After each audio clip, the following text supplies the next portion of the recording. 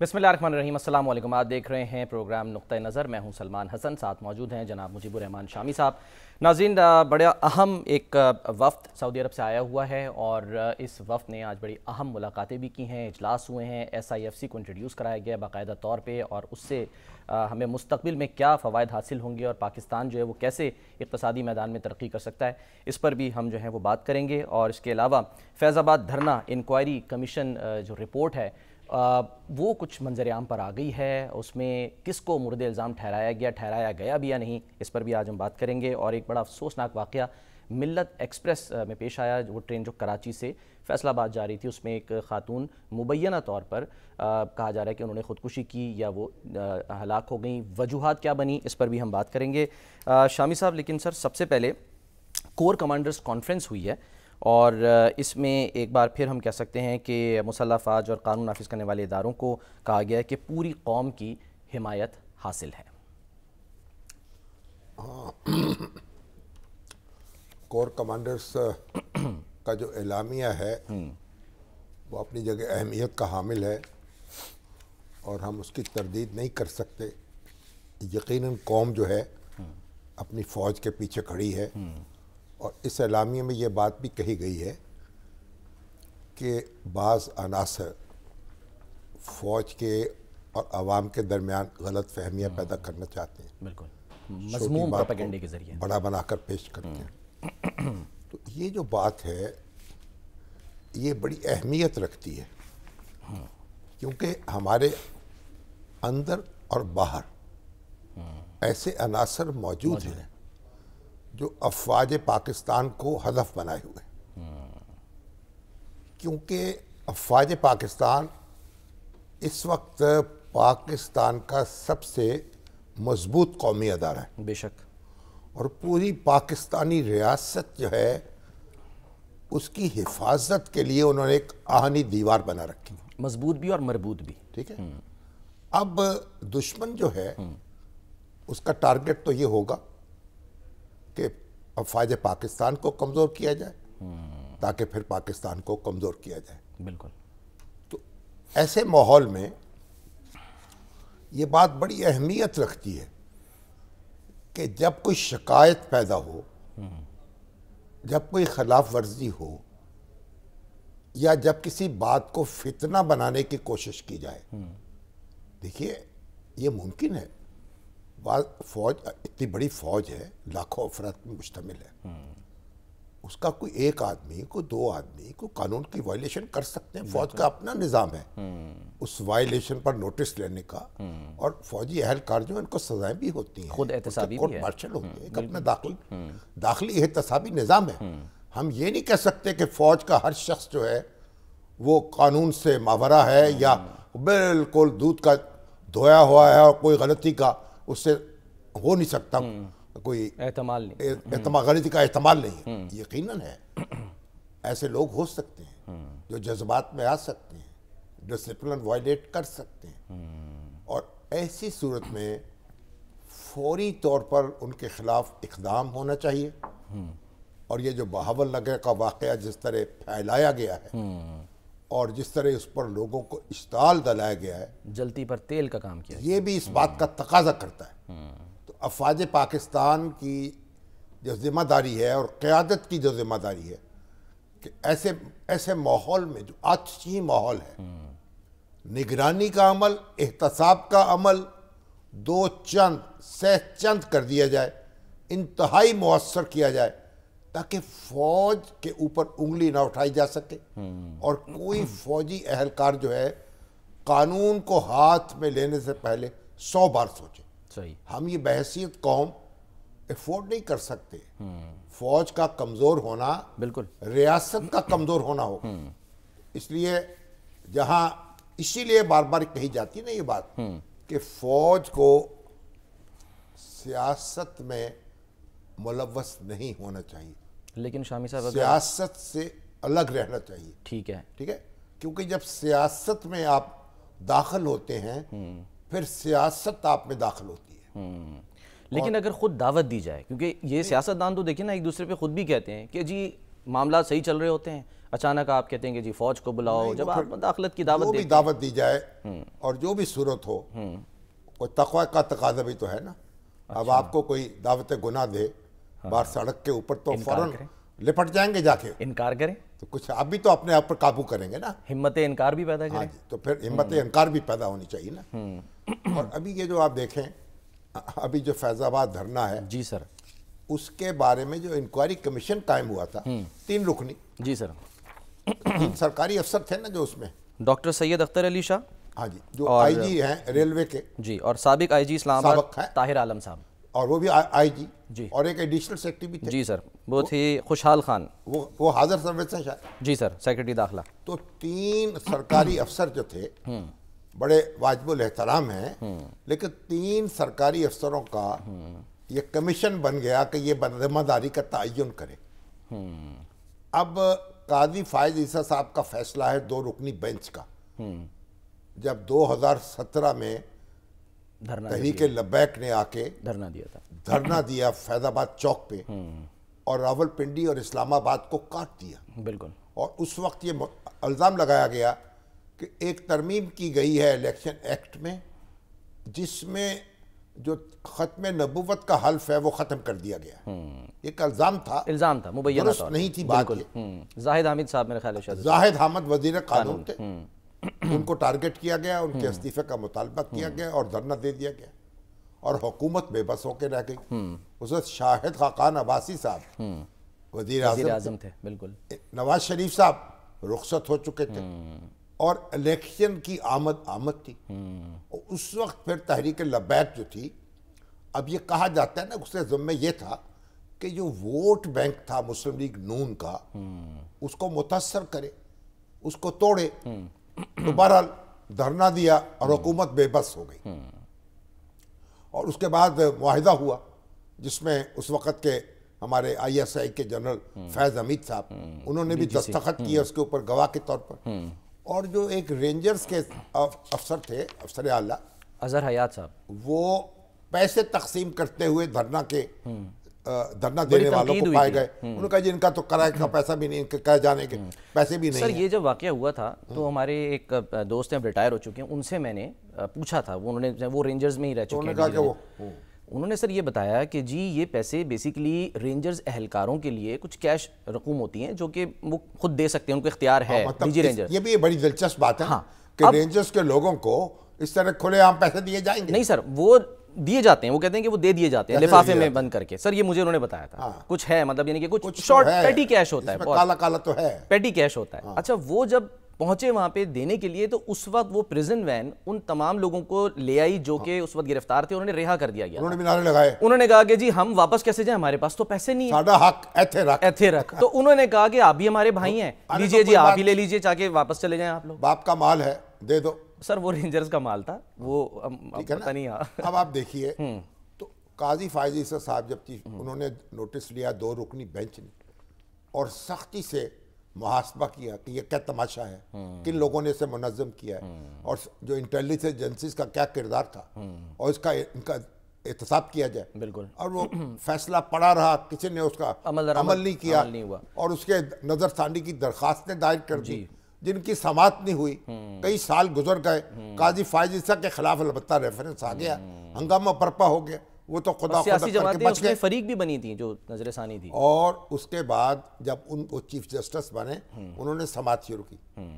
अब समाअत शुरू की तो जितने जो नजरसानी दरखास्तें देने वाले थे, शेख रशीद साहब भी, इजाजुल हक साहब भी, PTI भी, MQM भी, वो सारे उन्होंने दरखास्तें वापस ले ली। हुकूमत भी कहने लगी जनाब अब तो मामला ही बदल गया, हुकूमत बदल गई है, हालात बदल गए। अब ये जो कमीशन बना, उसके बाद कमीशन बना लिया गया कि वो जिम्मेदारी का तयन करे। अब ये जो अदालती कमीशन है, उसकी रिपोर्ट पढ़ के आप देखें, वो कहते हैं हमारे सामने तो कोई एविडेंस आई नहीं है। जिन लोगों से पूछा गया उन्होंने ये एविडेंस आई, ये यानी किसी इंटेलिजेंस एजेंसी का कोई किरदार था इसमें, कोई आया ही नहीं, पेश ही नहीं, किसी ने बयान ही नहीं दिया। बिल्कुल उल्टा वो जो फैज हमीद साहब ने कहा कि भाई हमें तो चीफ ऑफ आर्मी स्टाफ ने ये हुक्म दिया था, और वजीर आजम ने हुक्म दिया था, शाहिद खाकान अब्बासी ने, कि भाई ये लोगों से हमारी जान छुड़ाओ, तो हमने वो धरना खत्म कराया। exactly. हमने तो हुकूमत की बात मानी। वो धरने को और जो लाया था वहां, उन्होंने कहा तो पंजाब हुकूमत है, वहां तो शहबाज शरीफ साहब वजीर आला जिम्मेदार, वहां रोक लेते उनको रास्ते में, उन्होंने क्यों नहीं रोका? वो कह रहे हैं उस कोताही की वजह से जो है वो फिर मामला यहाँ तक पहुंचा। उनको कौन रोकता? बिखरे हुए लोगों को गोलियां चल जाती, खून बह जाता, फिर क्या होता हुकूमत का? तो कई मामलात हैं, इफ्स हैं और बट्स हैं, लेकिन मॉडल टाउन पहले ही हो चुका था, कोई गवाही नहीं आई। ओहो, आप देखें ना, कोई शहादत वो कह रहे हैं ऐसी पेश नहीं हुई कि जिससे ये इशारा मिले कि जी फैजाबाद धरने में खुफिया एजेंसियों का कोई किरदार था। कोई खंजर पे कोई छींट, न दामन पे कोई दाग, तुम कत्ल करो हो के करामात करो हो। अब कौन गवाही देगा कि इंटेलिजेंस एजेंसी के खिलाफ, और कौन बताएगा? किसी की शामत आई है? नतीजा क्या निकला? उनका हमारे पास तो गवाही नहीं है। आइंदा के लिए अलबत्ता ये कर लीजिए, पैमरा की ये इस्लाह कर लीजिए, हाँ जी, अब ये जनाब हुकूमत को यूं मजबूत कर लीजिए। अब वो अल्लाह अल्लाह और खैर सलाह बहुत शोर सुनते थे पहलू में दिल का, जो चीरा तो एक कतरा खून निकला और चूड़ा भी नहीं निकला पहाड़ खोद के। और ये देखिए, ये मामलात जो हैं मौके पे फैसला करना चाहिए। सियासी जमातें जो हैं, सियासी क़यादतें, उनको इतना हौसलामंद होना चाहिए कि मौके पे कान पकड़े और निकाले, लोगों को कार्रवाई करें, जो होगी भी देखी जाएगी। सर यही जब नवाज शरीफ साहब के खिलाफ धरना दिया गया 2014 में, तो डीजी ISI तो पैगाम भेज रहे थे कि आप स्टेप डाउन कर दें, इस्तीफा दे दें। हाँ जी, उनके तो इन्वॉल्वमेंट वाजे हो गई। पाशा साहब गालिबन थे, पाशा साहब नहीं थे, हुजूर ज़हीरुल इस्लाम, माजरत सर। हाँ। और उस वक्त जनाब नवाज शरीफ साहब जो थे, उन्होंने रहम दिली से काम लिया, कोई कार्रवाई नहीं की, उनको छोड़ दिया। तो बाद में खुद भुगता, फिर उसको खुद भुगता। भाई लोहा जब गर्म हो तो चोट लगाए ना। और ये अब महीनों सालों के बाद कौन गवाही देगा? कैसे? कौन आदमी? मुझे क्या, आप किसी आदमी को पूछे, आम आदमी को, कोई बताएगा? उसको क्या पता एजेंसी क्या कर रही? वो तो घर का भेदी को बताएगा ना, या कोई एजेंसी का सरबराह बताएगा, सर या कोई IB का बताएगा, या कोई दूसरा आएगा। लेकिन इल्जाम गलत भी तो लग सकता है ना, खामखा किसी को घसीटने की कोशिश की, जी वो एजेंसी इन्वॉल्व तो फिर सारे इकट्ठे हो गए, ऐसे ही आ गए और सारे जनाब नारे लगाते हुए या भगड़े डालते हुए, और जहां और रावलपिंडी को और इस्लामाबाद को काट दिया, और तारे जो थी CCTV कैमरों की, वो भी काट दी। उस वक्त हसन इकबाल साहब का बयान मुझे याद है, वो तारे काट दी। कैसे काटी? किसको पता था तारे कहाँ हैं? तो कैमरे कहाँ लगे? हाँ, बात ये है, यही होना था। इसलिए माजी में जो उलझने का कोई नतीजा नहीं निकला। अच्छा। उन्होंने, कमीशन ने कहा है, भाई जो सियासी क़यादत होती है, जो वज़ीर आज़म हैं, जो वज़ीर आला हैं, भाई ये ताकतवर बने, शेर बने, इनकी मॉलिश वालिश करें, इनके पट्टे दुरुस्त करें, ताकि ये दांत भी तेज करें थोड़े से। अल्लाह सर, इसका मतलब है ये कमीशन भी, जैसे दीगर कमीशन थे तो खाया पिया कुछ नहीं, गिलास तोड़ा 12 ने, ये नहीं, वो तो कमीशन, उनका हम गवाही नहीं आई ना, हम क्या करें? जब गवाही नहीं आएगा तो कमीशन क्या करेगा? और गवाही देगा कौन? क्यों देगा इस वक्त आके, बरसों के बाद अपनी ठुकाई कराने के लिए? चलें सर, अल्लाह करे कि आइंदा फिर इस तरह के वाकयात ना हो। कम से कम जो कह रहे हैं ना कि इससे सबक सीखने की जरूरत है। तो लगता है कि ये तो बड़ा एक कोई सियासी जमातें सारी इकट्ठी हो जाएं और तय कर लें, आज इमरान खान साहब, नवाज शरीफ साहब, आसिफ अली जरदारी साहब, ये तय कर लें कि ये काम हमने नहीं करना और जमहूरियत को सही तरीके से चलाना है, तो मामला दुरुस्त होना शुरू हो जाएगा। अगर ये ताक में बैठे रहेंगे एक दूसरे को जिच करने के लिए, कुमक जो है जब मिलेगी तो फौरन भंगड़े डालेंगे, ऐसा ही है, लुटियां डालेंगे, तो फिर ये कहाँ होगा? ये बेचारे सरकारी अफसर जो 3 हैं, ये इनमें बेचारों ने, ये बेचारे क्या करेंगे? कुछ भी नहीं करेंगे। सर ये जो ताहिर आलम साहब थे, रिपोर्ट लिखेंगे जो लिखी, मुझे याद आ रहा था, मैं पढ़ भी रहा था, ताहिर आलम साहब जो थे ये पहले IG इस्लामाबाद थे जो रिटायर हुए थे इस्लामाबाद के, वरना सब के सब या तो उनको ट्रांसफर किया गया था या फिर उनको बरतरफ किया गया। बड़ा जो भी थे, अब क्या करें? वो जब कोई गवाही नहीं आया, कोई मुद्दा ही नहीं आया, कोई आपके किसी ने राज फाश ही नहीं किया तो ये बेचारे क्या करें। सही बात ये है। तो देखे ना, ये तो बहू बेटियां शरीफ जादियां क्या करें बेचारी, घूंघट निकाल के बैठी रही। बुलाया पूछने की, उन्होंने कहा नहीं जी, कुछ नहीं। कोई आया ही नहीं तो हम तो घूंघट निकाल के बैठे रहे। बस ठीक है। चलें सर, बहरहाल आपका ये मानना है कि एक पेज पर सियासतदानों को होना चाहिए। सियासतदानों को होना चाहिए। ठीक है। उसके बाद इस्लाह शुरू होगी और आहिस्ता आहिस्ता हम अदारों को अपनी अपनी हदूद में वापस ले जाने में कामयाब हो जाए। चलें, अल्लाह करे सर। फिलहाल जो एक पेज पर नजर आ रहे हैं सर वो इस वक्त तो देखे जो हाँ। हमारे इस वक्त जो चीफ ऑफ आर्मी स्टाफ हैं जी सर, बाजार तो वो सियासत से कोई ताल्लुक नहीं उनका, वो सियासतदानों से मिलते ही नहीं है। ठीक है ना, पैगाम भी जाए तो मना कर देते हैं। आप पैगाम भेज रहे हैं, मना कर देते हैं। वो आइए जनाब हमसे बात कर लीजिए, हमसे मामला कर लीजिए, वो कहते नहीं, दरवाजा नहीं खोलते, कुंडी नहीं खोलते। तो आप अगर इसी पे कायम रहें और कुंडी बंद रखें और सियासतदानों को कहें आपस में करें मामला तय, अच्छी बात है, करने दें। चलें अपना भी हिस्सा डाल दें। अच्छा, तो चलें। हम सब उनके शुक्रगुजार होंगे, पाकिस्तान उनका शुक्रगुजार होगा, हमारा मुस्तकबिल उनका शुक्रगुजार होगा। सर उनका लेकिन जो अहम किरदार है ना वो, क्योंकि वो SIFC में बड़ा अहम किरदार है, आई है, वो उसके लिए भी माहौल जरूरी है ना। आप देखिए अभी आप पेट्रोल की कीमतें बढ़ गई, 4 रुपए 53 पैसे, तेल की कीमतें बढ़ गई, वो ईरान और इसराइल का जो तसादुम हुआ, नतीजा क्या निकला। अब गरीब की जोरू सबकी भाभी, हमारे घर तो आ गया ना तेल और फिर बिजली महंगी, और हमें तो अब उमर अयूब साहब धुआंधार प्रेस कॉन्फ्रेंस कर रहे थे। अब अगर ये सारे सियासी लीडर ये हकायक लोगों को नहीं बताएंगे और अपनी अपनी मर्जी का सच बोलेंगे तो फिर एक दूसरे को दर्ज करने हंगामा करते रहेंगे। लोगों के जज्बात तो बड़े मुश्किल है। बिजली का बिल हर महीने आता है ना, बिल्कुल, और करंट लग जाता है, सर ऐसा ही कौन है, देगा? और देना ही देना है। देखें हर महीने लोग अपने जेवर बेच रहे हैं, लोग अपनी बचतें खत्म कर रहे हैं, लोग पेटों पे पत्थर बांध रहे हैं पेट पे, और आपको कोई आप अपना आराम से बिजली दो रुपए महंगी, पेट्रोल 4 रुपए महंगा, और आप समझते सब ठीक है। आज मुझे बताइए कि गंदम की खरीदारी हो रही है। अब पंजाब में ये मुतअद्दिद लोगों ने लिख के भेजा है, हमारे डॉक्टर सरवर साहब, अच्छा, वो भी जबरदस्त काश्तकार है, और भाई हुकूमत ने जो रेट मुकर्रर किया है 3900 रुपए रेट है गंदम का, और मिल कितना रहा है? 3100 3200। वो किधर जा रहा है बीच का? 3000। वो बीच के लोग खरीद रहे हैं, मिडिल मैन। हुकूमत बराह रास्त खरीद नहीं रही, हुकूमती अफसरों ने मिडल मैन मुकर्रर कर दिए हैं। सर ये तो पहले तो इजाजत नहीं थी। हुकूमत के खजाने से अरबों रुपए खर्च होंगे और बीच वाले लोग जो हैं वो भी अरबों कमाएंगे, और कोई भी है, कोई भी कमा सकता है, ये नहीं, जिसके पास पैसा है इन्वेस्ट करे, वो पैसे वो खरीदे, हुकूमत के अफसरों के साथ साजबाज कर ले और उनको साथ मिलके गंदुम खरीद के उनको दे दे। तो किसान बेच क्यों रहा है सर? अगर उसको और क्या करे, खाना नहीं है उसने। नहीं, वो हुकूमत को कैसे, हुकूमत ले नहीं रही।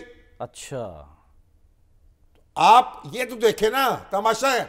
आप हुकूमत तय कर दे, किसी मिडिल मैन को ना बेचे किसान, हुकूमत के अफसर खरीदेंगे। अब तो गंदम एक तो बेवक्त उन्होंने इंपोर्ट कर ली, बड़े दिन जहाज खड़े रहे। हाँ जी, यानी गंदम की जरूरत ही नहीं थी, हमारे पास गंदम पड़ी है।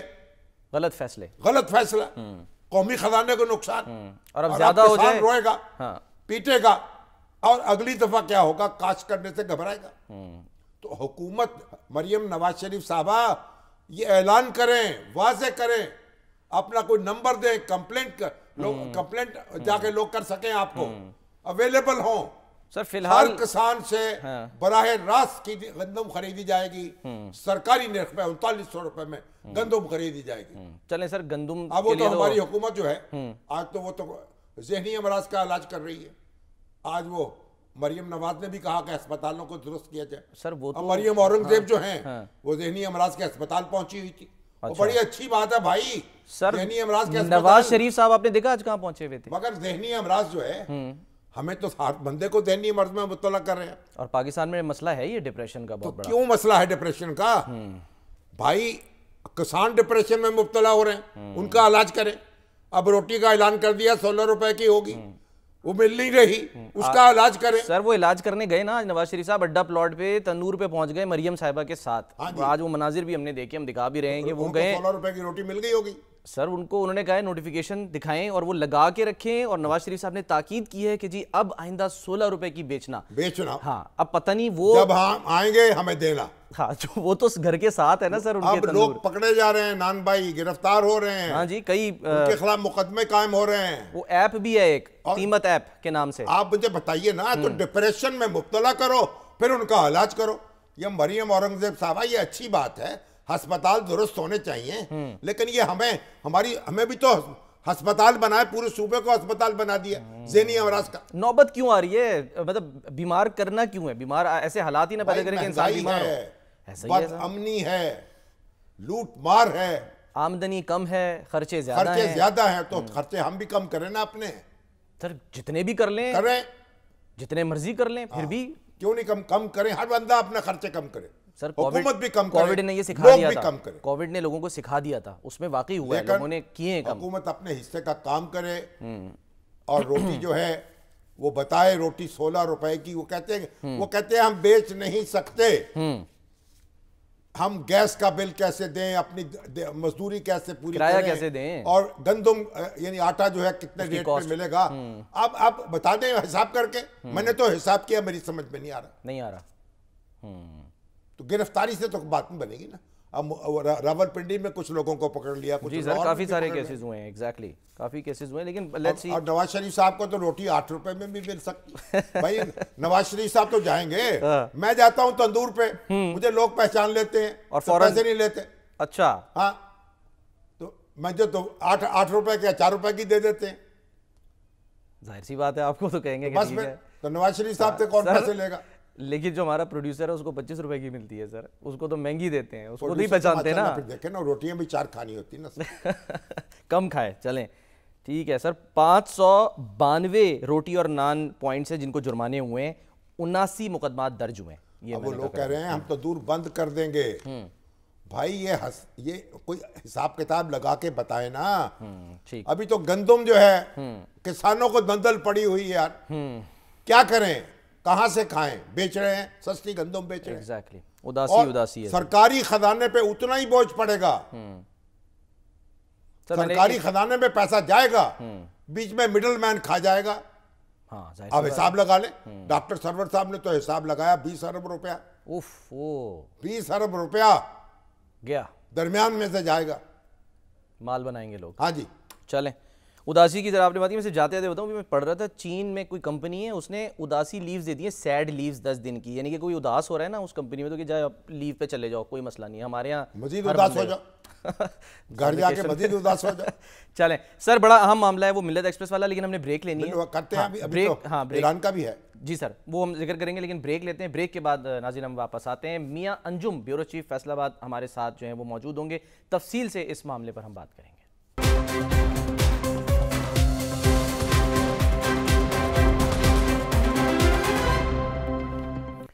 वेलकम बैक नाज़रीन। एक इंतहाई अफसोसनाक वाक़या पेश आया 7 अप्रैल को और फिर 8 अप्रैल को। एक ख़ातून मरियम बीबी जो कि कराची में एक ब्यूटी पार्लर में काम करती थी, वो ट्रैवल कर रही थी, फैसलाबाद उन्होंने आना था, लेकिन रास्ते में ही चनी गोट के मकाम पर बताया गया कि जी उनकी लाश मिली है, और अब ये कहा जा रहा है कि मुबैना तौर पर उन्होंने छलांग लगाई थी, जो रिपोर्ट जो सामने आई है, पोस्टमार्टम रिपोर्ट। शामी साहब, ये बड़ा ही दिल दहला देने वाला वाक़या है। और उसमें चलती ट्रेन से जी एक खातून जो है, कहा गया कि उन्होंने छलांग लगाई है। वो खातून जो है वो एक कराची में एक ब्यूटी पार्लर में काम करती जी हाँ। इसका मतलब ये है कि वो एक पढ़ी लिखी वर्कर थी और सलीके की खातून थी। एग्जैक्टली। और बच्चे भी उसके साथ सफ़र कर रहे थे। वो उनके भाई के बच्चे थे। भाई के बच्चे थे। अब वो खातून जो है वो गाड़ी से कैसे गिरी, उसे धक्का दिया गया या उसके साथ बदतमीजी की गई, वो वीडियो सर बाद में वायरल हुई और वीडियो एक बनाई गई। हाँ जी, और वीडियो से लोगों को पता चला। अब देखें, आज उसके घर वालों ने FIR दर्ज करा दी है। अब आप ये भी देखें, ट्रेन में दर्जनों लोग बैठे होते हैं एक डब्बे में, बिल्कुल, उनके सामने किसी औरत पे तशद्दुद कैसे हुआ, कितने बेहमियत लोग थे वो, ये तमाशा देखते रहे। और फिर जो वीडियो बना रहा था, वीडियो बनाता रहा और तमाशा होता रहा वहां। तो ये भी पता करना चाहिए उस डब्बे में लोग कौन थे। अब ये कह रहे हैं कि जी उनका पता चलाया जा रहा है। अब उन्होंने कहा है कि वो जो पुलिस अहलकार है उसने उसको धक्का दिया है, उस पर दस्तराजी कोशिश की है, उसको डराया धमकाया है। क्या कुछ हुआ है? FIR दर्ज हुई है, ये वाकया ऐसा नहीं है। एक FIR पहले दर्ज हुई थी जो कि रेलवे ने की थी, उसमें 302 नहीं थी, वर्षा ने कराई है। अब वो पूछ लेते हैं क्योंकि आखिरी वक्त तक तो हाँ मियां अंजुम फैसलाबाद से ब्यूरो हमारे साथ हैं। सर अस्सलाम वालेकुम, शामी साहब अस्सलाम वालेकुम। आप ये बताइए कि ये जो खातून है मरियम बीबी, अब इसके वारसा क्या कहते हैं और क्या आपके पास क्या हकायक हैं इसके? देखें शामी साहब, 7 अप्रैल को सुबह ये कराची से फैसलाबाद के लिए चली। इसके भतीजे साथ थे जिनकी ये कफालत करती थी। एक का नाम जो था वो कंवल था, वो 9 साल की थी, जबकि दूसरे का नाम जो था वो गालिब था और वो 12 साल का था। ये खातून जो है 8 अप्रैल को इसकी लाश जो है चनी गोट के मकाम से मिलती है और उसके बाद जो है वो वर्षा को वहाँ बुलाया जाता है और लाश उनके हैंड ओवर कर दी जाती है। एक रपट सिर्फ दर्ज की जाती है चनी गोट के एक ASI की जानब से, जिस पर लिखा जाता है ये मर्ग इत्तफाकिया है। 174 की कार्रवाई होती है, लाश हैंड ओवर कर दी जाती है, मरियम को लाकर फैसलाबाद में दफना दिया जाता है। उसके बाद 13 अप्रैल को एक वीडियो वायरल होती है जिसमें पता चलता है रेलवे का एक मुलाजम मीर हसन उसका नाम है, कांस्टेबल है, वो तशद्दुद कर रहा है, ना सिर्फ दोनों बच्चों पर बल्कि मरियम पर भी तशद्दुद कर रहा है। जिसके बाद वो तीनों को लेकर जाता है और 2 बच्चों को जी डब्बे के अंदर दर्जनों लोग मौजूद हैं, आपने कहा, और ये वीडियो बना रहा है। दर्जनों लोग मौजूद है और जी दर्जनों लोग मौजूद हैं और जैसे ही वो कांस्टेबल मरियम को और दोनों बच्चों को उठा के लेके जाता है, लोग भागते हैं सीट पर बैठने के लिए और उसके बाद बच्चों को अलग बैठा दिया जाता है, मरियम को एक कैबिन में अलग बैठा दिया जाता है। और ऐसे ही जो अगले दिन पता चलता है उसने ये कार्रवाई क्यों की, ये जरूरत क्यों हुई, और ये कहा जा रहा था कि वो किसी और की सीट पे बैठी थी जाके, ये ऐसा था बगैर टिकट। देखिए मरियम के पास टिकट नहीं थी, उसके वालिद का एक बयान आया था कि उसका पर्स जो था वो कराची में गुम हो गया, जिसके बाद वो टिकट परचेज नहीं कर सकी। तो पुलिस कांस्टेबल को तो हक नहीं है ना, टिकट चेक, वो तो टिकट एग्जामिनर करेगा, टीटी जिसे कहते हैं वहाँ, वो जो चेक करते हैं टिकट्स।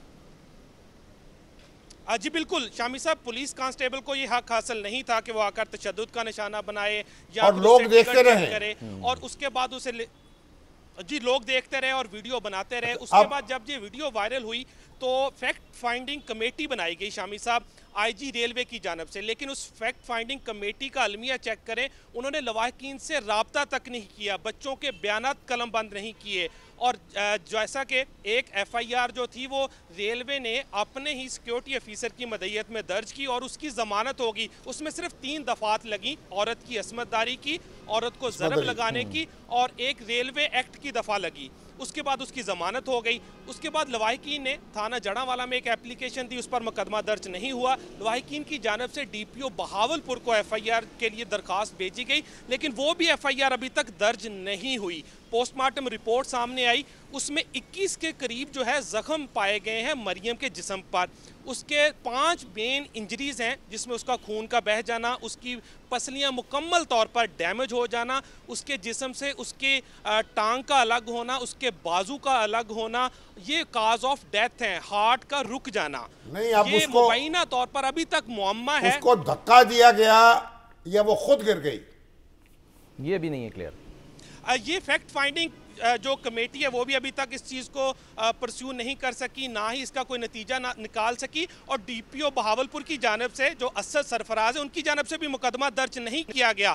अभी तक ये जो कत्ल का मुअम्मा है, धक्का दिया गया या वो खुद गिरी या उन्होंने छलांग लगाई, वो हल नहीं हो सका। अभी तक ये मर्ग इत्तफाकिया ही चल रहा है। एक जरा क्विकली ये बताएं मियां अंजुम के मीर हसन जो बंदा इसमें इन्वॉल्व था, उसकी जमानत मनसूखी के लिए भी एक दरख्वास्त दी गई थी, क्या वो हुई? उसकी ड्यूटी जो थी वो कराची से रोहड़ी तक थी, वो क्यों उतरा हैदराबाद में, उसका ड्यूटी रोस्टर क्या कहता है, और क्या ट्रेन को रोका गया था? अगर रोका गया था और वापस आई है ट्रेन वो लाश उठाने के लिए जो कहा गया कि बच्चों को देने के लिए, तो उस वक्त ट्रेन ड्राइवर भी ज़ाहिर है उसको बताया गया होगा, तो उसका क्या बयान जो है वो रिकॉर्ड हुआ, वो FIR में जो है वो सामने आया? और यानी कि हाँ इसका ज़रा बताइएगा। सलमान, ये ट्रेन जब वहाँ से चली है तो बेसिकली तौर पर ड्यूटी रोस्टर के मुताबिक जो अहलकार थे इन्होंने रोडी के मकाम तक आना था, लेकिन मीर हसन जो है फैक्ट फाइंडिंग कमेटी की इब्तदाई रिपोर्ट के मुताबिक हैदराबाद उतर गया। वो कराची से हैदराबाद का सफ़र सिर्फ 2 घंटे का है। उसके बाद जैसे ही मुबैना तौर पर धक्का दिया गया या छलांग लगाई गई तो जो टेक्निकल जो जराए हैं हमारे वो बताते हैं कि जब 135 किलोमीटर फी घंटा की रफ्तार से ट्रेन थी, जब मरियम को धक्का दिया गया मुबैना तौर पर जहां उसने छलांग लगाई तो ट्रेन की हवा का वैक्यूम इतना ज़्यादा होता है कि वो ट्रेन जो चीज़ गिरती है उसको अपनी तरफ खींचती है। तो मुबैना तौर पर ट्रेन से जब उसे कूदी है, जब उसको धक्का दिया गया है तो ट्रेन ने उसको अपनी तरफ खींचा, जिसकी वजह से वो ट्रेन के ट्रैक पर उसकी मुबैना तौर पर लाश मिली। ट्रेन आगे चली गई। जैसे ही इतला मिली है कि कोई छलांग लगाई किसी ने या किसी को धक्का दिया गया, ट्रेन को रोका गया और बाकायदा तौर पर ट्रेन को बैक लाया गया और फिर उतरकर जो है मरियम की लाश के हवाले से जो इतला थी वो वहां की मुकामी पुलिस को दी गई, रेस्क्यू को दी गई। अब ये एक टेस्ट केस है, हर कीमत पर इसके जिम्मेदारी का तयन होना चाहिए। और मैं समझता हूँ ऐसे हमें हो क्या गया है, हम एक दूसरे से कितने कट गए। यानी रेलवे के डब्बे में, रेल के डब्बे में खातून को निशाना बनाया जाता है तशद्दुद का, और एक वीडियो बनाई जा रही है, लोग टस से मस नहीं होते। पता नहीं अल्लाह के कोई हिम्मत नहीं करता, कोई ये नहीं लानत भेजेंगे ऐसे लोगों पर, चाहे वो टिकट नहीं था उसके पास। मियां अंजुम, बहुत शुक्रिया आपका, आपने हमें तफसील से आगाह किया।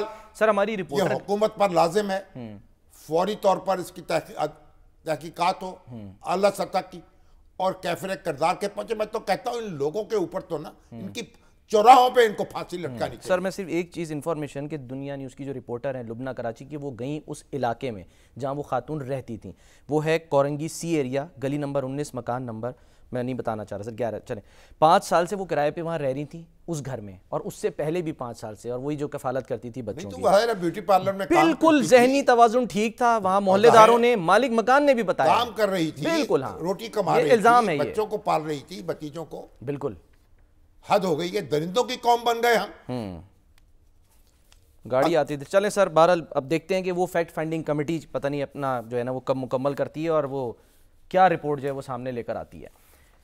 हमने सर जिक्र करना है मैं क्विकली सर के जो सऊदी अरब से वफ्द आया, बड़ा अच्छा सर आज हमें जो है वो पैगाम मिला है और उम्मीदें जो हैं वो बड़ी अब वाबस्ता हो गई हैं। देखते हैं ऑफर वाबस्ता है, कितनी सरमायाकारी होती है, कैसे होती है, हमारी ब्यूरोक्रेसी क्या हजर करती है और हम किस तरह से तेज रफ्तारी के साथ काम करते हैं। बहुत सा काम करने का ना हमारी नालायकी भी तो शामिल है ना, हमारी मुश्किलात में जो इजाफा हुआ है। तो अब बहरहाल सऊदी अरब बहुत संजीदा मालूम होता है, इंतहाई आला सतह का वफ्द आया है और शहबाज शरीफ साहब के दौरे के चंद रोज के बाद आया है, तो इससे मालूम होता है कितनी और अभी कितनी एक अहमियत है सऊदी अरब के नज़दीक इस सरमायाकारी को जो पाकिस्तान में करनी है। बिल्कुल, लेकिन हमें हालात को बेहतर बनाना है ना अपने मुल्क के भी। मेरा एक सवाल है यहाँ पे कि अब ये कहा जा रहा है शहबाज शरीफ साहब शायद दोबारा जाएंगे और MBS मोहम्मद बिन सलमान साहब, उनका जो है ना इंतजार हो रहा है कि वो इंशाल्लाह आ जाए। और वो तो सर सऊदी अरब में पाकिस्तान के सफ़ीर हैं। हाँ, वो तो सऊदी अरब में पाकिस्तान के सफ़ीर हैं MBS। ठीक है, लेकिन सर वही बात कि वो 2019 में भी आए थे। ओ भाई, अब आगे चले ना, अब बहुत कुछ, अब फौज और हुकूमत इकट्ठे हैं, फोरम बन चुका है। अच्छा, मामला तब्दील एक सीरियसनेस है। हाँ। और शहबाज शरीफ साहब बड़े सीरियस आदमी, काम करना जानते हैं। बिल्कुल, तो इसलिए आसिम मुनीर साहब भी काम पे यकीन रखते हैं। अब होंगे इंशाल्लाह, तो हमें तवक्को है, पिछली दफा रुक रहे थे ना, को मुख्तलिफ होगा। अल्लाह करे कि सर ऐसा हो। अब आप देखें हमारे सियासी हालात तो ये हैं कि कल हमारे मियां असलम इकबाल जी, जो साबिक सूबाई वजीर है, PTI के लीडर हैं, जी, और अभी उनकी बेटी की शादी थी और वो बेचारे कई मुकदमात उन पर दर्ज हैं, राहदारी जमानत पेशावर से लेके यहाँ आए और बड़ा दिल दुखा हुआ था सबका। सारे मीडिया के लोग भी मौजूद थे, सियासतदान भी मौजूद थे, PTI के लोग दूर दूर से आए थे, आजम सवाती साहब भी थे, दूसरे मियाँ अजहर साहब भी थे और KPK से दूसरे लोग भी आए थे, पंजाब से भी थे।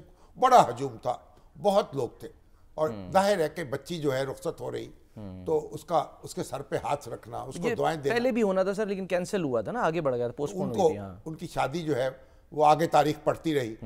तो बहरहाल हम सब लोग वहाँ मौजूद थे। अच्छा। दिल बड़ा अफसरदा था। और सलमान गनी साहब भी थे, मुबशर लुकमान साहब भी थे, हबीब अकरम साहब भी थे, अजमल जामी साहब भी थे, अयाद अमीर साहब भी थे। वो भी आए। और हमारे सारे सियासतदान थे, MPA से। अब एक हमारे साहिवाल के MP है चौधरी सरवर साहब जी, वो मिले। अच्छा। उन्होंने कहा मेरा अकलौता बेटा जो है उसको हलाक कर दिया गया, ये शहीद कर दिया गया। अच्छा। धमाके का बहाना बना के। वो समझते हैं बाकायदा साजिश के जरिए उसको कत्ल हुआ। साहिवाल से उनका ताल्लुक, अपनी दुहाई दे रहे थे। आजम सवाती, उनकी आंखों में आंसू थे। अच्छा। कहते थे जिन लोगों ने मेरे साथ जो बदसलूकी की है खुदा उनको गारत कर दे, और खुदा उनको उनसे उनका इंतकाम जो है वो अल्लाह ही ले सकता है, बंदा तो नहीं ले सकता। तो बहरहाल अली जैदी साहब भी सर कल मंजर आम पर आ गए, वो भी आ गए। अब असलम इकबाल जो हैं, मगर अल्हम्दुलिल्लाह वो भी बीच में आ गए तकरीब में। अच्छा। तो बड़ी खुशी हुई उनको मिलके। मियां आमिर साहब भी थे और डॉक्टर सरवर। जमानतें हो गई सर गिरफ्तारी के लिए? उनको नहीं, गिरफ्तारी के लिए कोई नहीं आया पुलिस। काश ऐसा होता। अच्छा। कि हमारी पंजाब हुकूमत वो भी पहुंच जाती वहाँ, हमारी मरियम भी पहुंच जाती मुबारकबाद देने, ताकि जरा मामले को ठंडा करें ना, जुड़े एक दूसरे से। एग्जैक्टली। बच्चियां सबकी साझी हैं। ऐसा ही है। अब देखिए बेचारे बूढ़े जो हैं मियां अजहर, अब वो तो MNA बन बैठे हैं। हाँ जी। हम उनके बेटे हमाद अजहर का पता ही कुछ नहीं। सही। उनके मुकदमे पे मुकदमा। मियां महमूद रशीद के बेटे वो वहां मौजूद थे, महमूद रशीद के ऊपर मुकदमे पे मुकदमा। और वो हमारे हफीजुल्लाह नियाजी साहब का बेटा जो हसन नियाजी अभी, अब जो उसके अंदर कोर्ट कमांडर हाउस के अंदर लोग घुसे थे ना, उनमें तो कई रहा हो गए। हाँ जी। हाँ, जो बाहर थे वो बेचारे अभी तक भुगत रहे हैं। अब हसन नियाजी की पता नहीं कब सुनी जाएगी। प्रोमिनेंट थे ना सर बहुत। और हमारी दूसरी ख्वातीन है, उनकी कब सुनी जाएगी।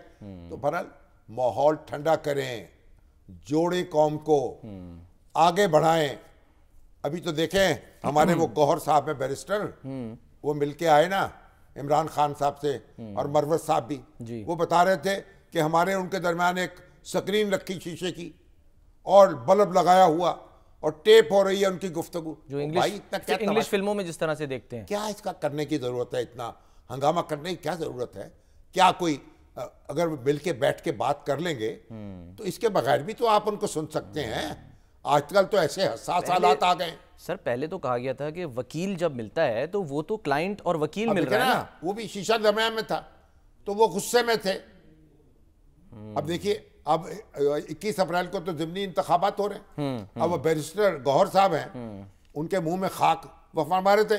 वो PTI के चेयरमैन कह रहे थे मुल्क टूट रहा है, मुझे ऐसा लग रहा है। ओ भाई, इस तरह की बातें ना किया करें, मुल्क की कदर करें, अपनी हिम्मत करें, लड़ाई लड़ें। चलें। आप जो आपके साथ नाइंसाफी होगी, हम आपके साथ हैं, कौम आपके साथ है। बिल्कुल सर। तो फिर ये कि ऐसी बातें बदशगुनियां ना किया करें। और बहरहाल तो ये जो तमाशे बंद कर दें, ये जेल के हुक्काम, ये जो हुकूमत जो जमहूरियत के नाम पर बैठी हुई है, वो क्या कर रही है? लोगों को हौसला दें, लोगों के साथ कानून के मुताबिक सलूक करें, ये बदसलूकी ना करें। उनका बीबी बुशरा के घर पे जनाब उनकी चेकबुक ले गए हैं, कागज ले गए, क्या तमाशे लगाए हुए यार। सर आखिरी मिनट है, नजाकत। अच्छा, हमारे भाई नजाकत अली भट्टी बड़े पुराने PRO और पब्लिक रिलेशन अफसर, सीट कारपोरेशन के रहे, रिटायर हो गए, तो अब एक तारा ग्रुप उसके साथ थे। और जो पब्लिक रिलेशन ऑफिसर है, जो जान होते हैं किसी ऑर्गेनाइजेशन की, और हमारे और उन अदारों के दरमियान राब्ता होते हैं मीडिया के, कमाल के यानी PRO थे, कमाल के। सर ब्रेक लेंगे, उनको लीडर रहे, अल्लाह को प्यारे हो गए, अल्लाह उनकी मग़फ़िरत फरमाए, उनके दर्जात बुलंद करे, उनके बच्चों को सब्र दे। आमीन। सर एक ब्रेक लेते हैं, ब्रेक के बाद हम वापस आते हैं।